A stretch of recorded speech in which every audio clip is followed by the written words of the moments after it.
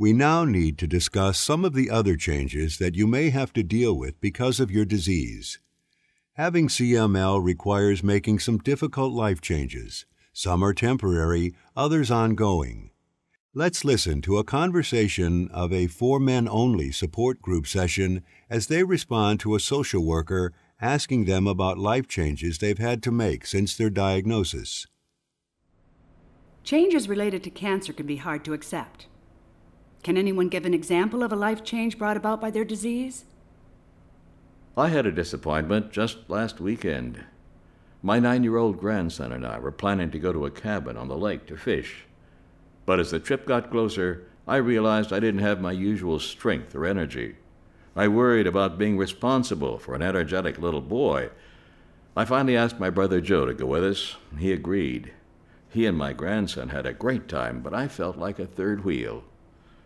At least I didn't have to cancel the trip, disappoint my grandson, but I wonder if I'll ever be able to do all the things with him that I'd planned. What I hate is not being able to do things to help my wife. She says she can manage fine, but I feel embarrassed and useless when I can't help with even the small things around the house. I can really relate to that. We have a wood stove, and every fall we get a load of wood and I split it and stack it.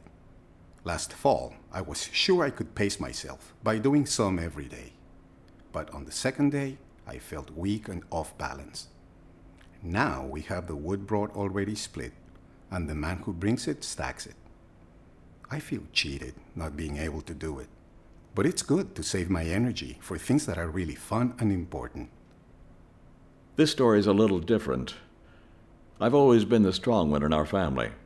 I was raised to control my emotions, but since I've had this disease, I'm emotional all the time.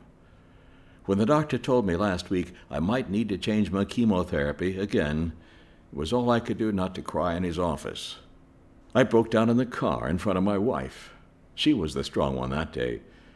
It seemed like our roles have reversed, and I feel I'm letting her down. That's how I felt since I had to take early retirement. I was a truck driver, drove a big rig, and it got so I simply couldn't do it physically after my diagnosis. I retired 5 years earlier than planned. That leaves my wife as the breadwinner.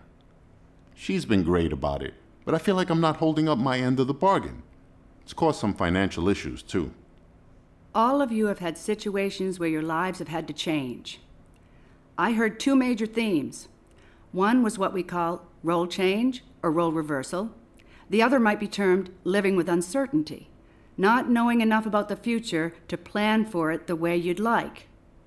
In families and the workplace, each of us assumes roles. Some are fixed, like the role of father or husband.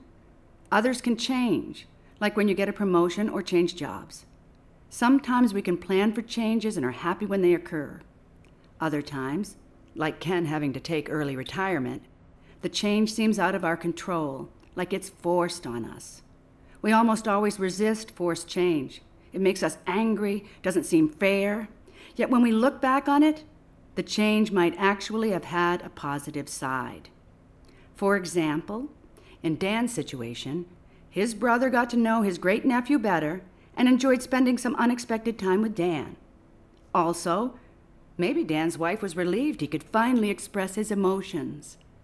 And Ken, maybe your wife likes that you're home and able to help around the house or keep her company in the evenings. Not all change is bad. Much of it can be useful, even positive. What's hard is getting used to the change. Most of our roles are comfortable. We know what's expected of us and how to perform. Role change brings with it uncertainty. And role reversal, when someone takes our role and maybe we take theirs, can feel like it doesn't fit. We don't like it and just want things the same as they were. Cancer can bring about permanent changes, like Ken stopping working.